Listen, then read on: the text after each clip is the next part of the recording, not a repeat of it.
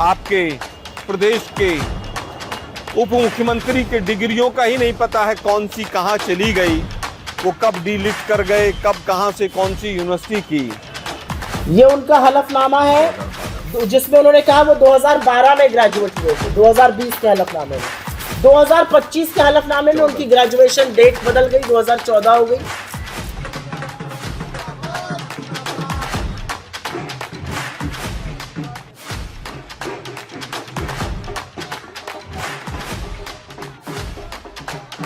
भागलपुर विधानसभा में कल यानी 11 नवंबर को मतदान होना है, लेकिन मतदान से ठीक पहले सियासी हलचल तेज हो गई है।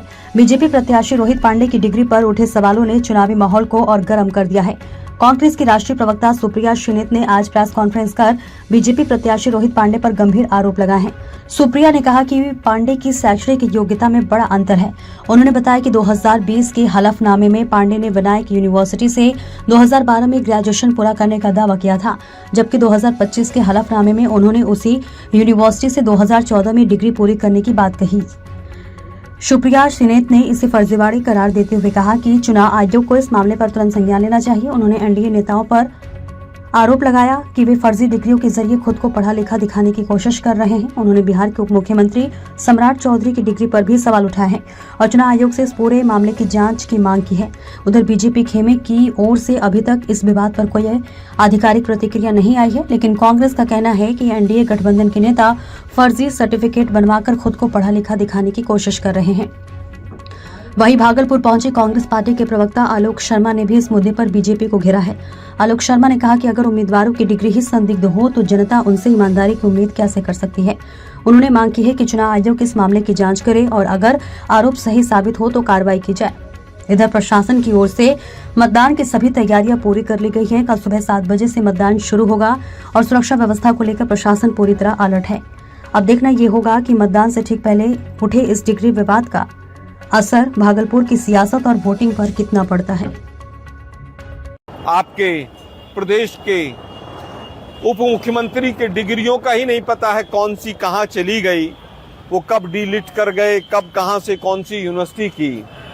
मतलब ये तो लगता है कि यहाँ पर कॉमन फेनोमेना है कि सभी के सर्टिफिकेट्स के ऊपर तमाम सवाल हैं। हमारे विरोधी पक्ष के जो कैंडिडेट हैं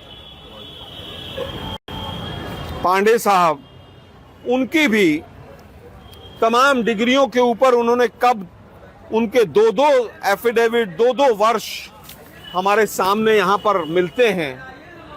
मतलब किस तरह के बीजेपी सुशासन की और किस तरह की शिक्षा की बात करेगी जब उनके तमाम अपने जो कैंडिडेट्स हैं उनकी शिक्षा, उनके सर्टिफिकेट्स के ऊपर ही कितने तमाम बड़े बड़े सवाल खड़े हुए हैं। उसका कारण सीधा सीधा यह है कि जब देश में एंटायर पॉलिटिकल साइंस के देश के प्रधानमंत्री हों, जो स्वयं 11 साल से अपनी डिग्रियों को ही छुपाते घूम रहे हों, वो बिहार के कैंडिडेट्स की डिग्रियों की जांच कैसे करेंगे, उसमें हम सच्चाई कैसे ढूंढ पाएंगे। लेकिन इससे भी ज्यादा बड़ा दुर्भाग्य यह है कि तमाम खुलासों के बाद, तमाम कंप्लेंट्स के बाद इलेक्शन कमीशन जो आज बीजेपी का पिट्ठू बनकर काम कर रहा है, वो कोई एक्शन। 2012 में उनकी डिग्री, 2012 में ग्रेजुएट होते हैं, फिर वो 2014 में हर साल उनके ग्रेजुएशन का ईयर ही बदल जाता है। और आपको पता है कि अपने चुनावी हलफनामे पर झूठ बोलना अपराध है और वो अयोग्य घोषित किए जा सकते हैं। ये उनका हलफनामा है जिसमें उन्होंने कहा वो 2012 में ग्रेजुएट हुए थे, 2020 के हलफनामे में। 2025 के हलफनामे में उनकी ग्रेजुएशन डेट बदल गई, 2014 हो गई। ये जो डिग्री को लेकर झूठ बोलने की बीमारी है, ये बीजेपी में ऊपर से नीचे तक है। और बिहार की सरकार में तो उप मुख्यमंत्री जी से लेकर हमारे बगल वाले देवघर के डिग्री दुबे जी तक है। ये क्या बीमारी है झूठ बोलना। मेरा अपना मानना है कि एक अंगूठा छाप आदमी भी इस देश का प्रधानमंत्री, गृह मंत्री, मुख्यमंत्री, सांसद बन सकता है। हमारा संविधान ये कहता है। कोई बात नहीं, आप नहीं पढ़े, झूठ क्यों बोलते हैं? डिग्री को लेकर झूठ क्यों बोलना? वो डिग्री दुबे झूठ बोलते हैं। यहाँ के जो उप मुख्यमंत्री है वो 10वीं पास किए बना डीलिट लिए बैठे हैं। ये कैसे होता है भाई? ये कमाल बिहार के युवाओं को भी बताइए।